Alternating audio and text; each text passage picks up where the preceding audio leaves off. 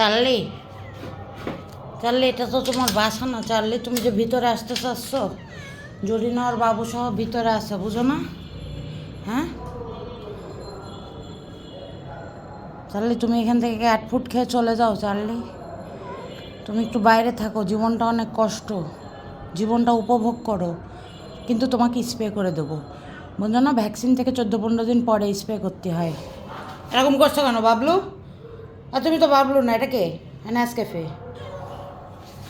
Charlie, এটা তো তোমার বাসা না। চার্লি, চার্লি, আজকে শুক্রবার একটা দিন, চলো ট্রাইজনকে সাথে নিয়ে তোমাকে মসজিদের সামনে বসায় দিই।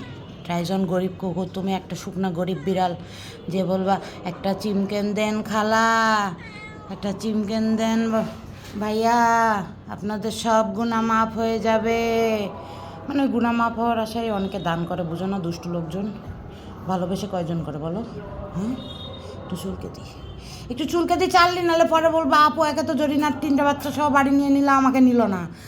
কারণ তোমাকে তো কেউ পছন্দ করে না চার্লি, বোঝো না? তুমি একটা গরিব বিড়াল, তোমাকে তো কেউ ভালোবাসে না চার্লি, খালি আমি ভালোবাসি তোমাকে, বোঝো না? হ্যাঁ, বোঝো? এই ঢুকে এসো না বাসার মধ্যে, যাও, ওদিক যাও।